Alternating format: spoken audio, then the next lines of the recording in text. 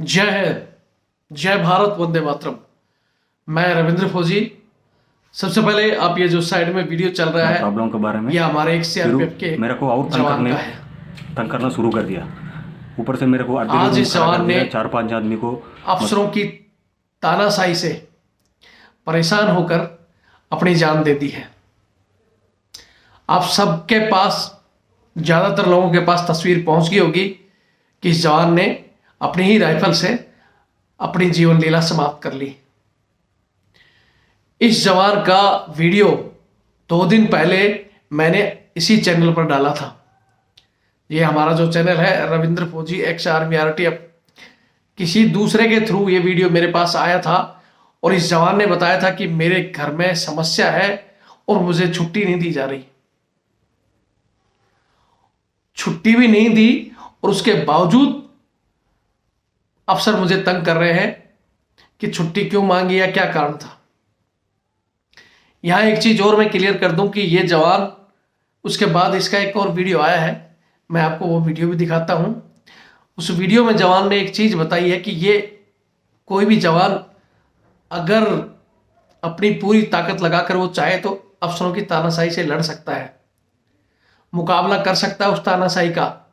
यहाँ इस वीडियो के द्वारा मैं पूछना चाहता हूँ हमारे सिस्टम पर बैठे हमारे, खासकर हमारे ओआरस से, चाहे सेना, पैरामिलिट्री, किसी भी हमारी फोर्स के अंदर, क्या सरकारी ड्यूटियां इतनी तंगी वाली हैं कि जवान उनके कारण सुसाइड कर ले या उनसे परेशान हो जाता है? कभी नहीं है। सरकारी ड्यूटियों से हमारी सिविल जनता भी बहुत से सवाल खड़े करती है कि भाई फौज में गए हो तो आपको ड्यूटियां करनी पड़ेंगी, ड्यूटियों से क्यों डरते हो? कोई भी जवान सरकारी ड्यूटी से नहीं डरता है, वो परेशान है अफसरों की निजी ड्यूटियां, चाहे वो सहायक प्रथा हो, चाहे इनके घरों में पार्टियां हो, चाहे इनके मैडमों के साड़ी पल्लू बदलने हो। इस तरह फौज की 50 से 60% नफरी सिर्फ अफसरों की अय्यासी में लगी है। अय्यासी में, सरकारी ड्यूटी नहीं है वो। सरकारी ड्यूटी, ये बंदा सरकारी ड्यूटी और इन अफसरों की, इनसे भी लड़ सकता था, लेकिन इसके सामने एक कठिनाई कब आई? क्योंकि अफसरों से तो हम परेशान है ही हैं, उसके साथ हमारे ही कुछ ओआरस रैंक के, चाहे वो हमारे एनसीओ समझो, चाहे कुछ सिपाही समझो या जेसीओ समझो या पैरामिलिट्री के भी एसआई वगैरह जो भी हैं, वो कहीं ना कहीं चमचे बोलते हैं। हमारे एक टीएस नायक था, वो बहुत अच्छा सा गाना गाता था कि फौज है आलीशान मगर चमचों से परेशान। ये मुकाबला कर सकता था अफसरों का, लड़ सकता था, लेकिन कुछ चमचों ने इसके खिलाफ गवाही देकर इसको इतना हरासमेंट कर दिया कि इसका दिल टूट गया और मजबूरन इसने अपनी जान दी। सबसे पहले तो मैं एक बार फिर कहता हूं, जवानों से क्यों अपनी जान दे रहे हो? मेरे पास जब इसका ये वीडियो आया था, मैंने इस वीडियो को डाला भी और उसमें बहुत सी चीजें कही भी थी।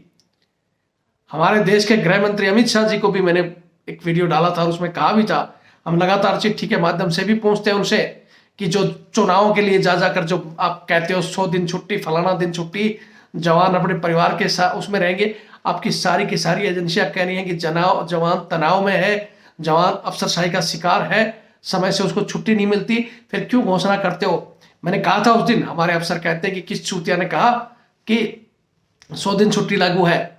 या तो हमारे देश के गृह मंत्री हैं चूतिया है, या फिर वो कहने वाला अफसर चूतिया है। मैंने कहा था गृह मंत्री जी आप वो आदेश दिखाइए, अगर किया है तो, या फिर नाटक मत करो। हमारा जो मनोबल बढ़ता है आपकी बातों से कि हमारी सरकार हमारे लिए ये कर रही है, ये कर रही है, और फिर वो करने के बाद हमारे तक नहीं पहुंचता है, तो और बोलते हैं किसी भूखे को खाना दिखाकर वो खाना नहीं मिलता है तो फिर और खतरनाक स्थिति होती है। इससे अच्छा भूखा रहने दो हमारा को। यहां जैसा कि मैं बता रहा था कि हमारे ही कुछ चमचे जिन्होंने जवान के खिलाफ गवाही देकर और इसको मजबूर कर दिया। मैं एक बार फिर हमारे जवानों से कहता हूं, क्यों जान देते हो? बहुत तरीके हैं लड़ने के लिए।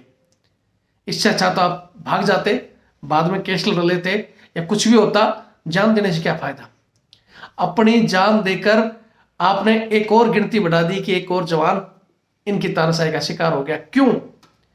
बहुत तरीके हैं, हमसे बात करते, हम आपको तरीके बताते, इनको हिलाते। मैं एक बार फिर यहां मेरा नंबर दे रहा हूं, ये मेरा नंबर है 82 90 35 45 13। ये मेरा व्हाट्सएप कॉलिंग नंबर, सब कुछ ये नंबर है। ऐसी कोई मुसीबत आती है किसी भी जवान को, किसी भी फोर्स को, एक बार मेरे से कांटेक्ट जरूर करो। इसके बहुत से लोगों ने मेरे पास वीडियो भेजे थे, बहुत से लोग कह रहे थे इसकी मदद करो, और मैंने कहा था कि इसको मेरे पास एक बार जवान को एक बार मेरे से बात करा दो, हम इसको तरीके बताएंगे।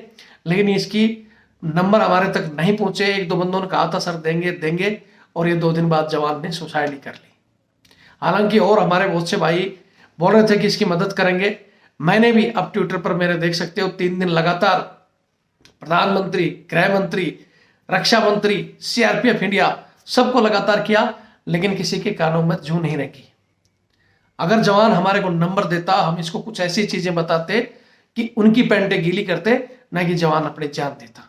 मैं फिर कहता हूं, किसी भी प्रकार की स्थिति में आपकी जान ही चलेगी तो अब क्या आपके वो मसले हल हो गए जिनके लिए आप छुट्टी जाना चाहते थे या कुछ और? हालांकि अब कोर्ट ऑफ इंक्वायरी चलेगी और ये एक ढकोसला गाएंगे अफसर कि जिसके घरेलू प्रॉब्लम थी, लेकिन इसने बाकायदा अपने पिछले वीडियो में आप देख सकते हो इसी पेज पर जाकर, उसमें कहा था कि मुझे कोई घरेलू समस्या नहीं है, मुझे लोग टॉर्चर कर रहे हैं, मतलब छुट्टी भी नहीं दी और टॉर्चर भी किया जा रहा है।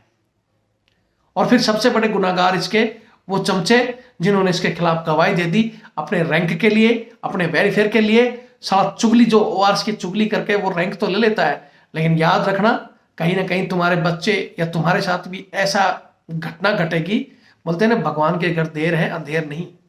जब भगवान देता है तो भी छप्पर फाड़ कर और लेता है तो भी फाड़ कर, और वो तुम्हारा कहीं ना कहीं जिन्होंने जिसके गुनहगार हैं उनको सजा जरूर मिलेगी। दूसरी बात, मैंने उस वीडियो में भी कहा था कि जब तक आप इन वीडियो को वायरल नहीं करोगे, जब तक शेयर नहीं करोगे, मैं अकेला आज मेरी पूरी मेहनत से जब उस वीडियो को 17,000 लोगों तक पहुंचा रहा हूं ट्विटर के जरिए, इसलिए आज मैं हमारे जवान भाइयों से कहना चाहता हूं कि आपको न्याय चाहिए, और अगर न्याय के लिए लड़ना है तो जग जाओ। आप ये जो हमारा चैनल है, ज़्यादा से ज़्यादा लोगों को इस चैनल से जोड़ो, और आज पढ़े लिखे लोग हो, ट्विटर का इस्तेमाल करो। आज के युग में आप, ठीक है हमारी ट्विटर आईडी वैन है, आप अपनी वाइफ के नाम से, बच्चे के नाम से या किसी दोस्त को बोलो कि भाई रविंद्र फौजी है, इसके ट्विटर में भी आप लोग भी सब भी कुछ नहीं कर सकते हो तो गुप्त लेटर लिखो प्रधानमंत्री जी के नाम, सुप्रीम कोर्ट के नाम, कहीं जहां आपका है, कहीं किसी नेता से लिंक है, कहीं भी है, सब जगह तक इन बातों को पहुंचाया करो। जब किसी जवान के ऊपर ऐसी स्थिति आती है, चाहे वो सिविल का मामला हो चाहे अंदरूनी मामला, जब एक दूसरे का सपोर्ट करके चलोगे ना तो ही हम जीत सकते हैं। बाकी तो नहीं तो फिर अगली बारी किसी और की या किसी की भी हो सकती है, फिर हम क्या कर सकते हैं। जय हिंद, जय भारत, वंदे मातरम।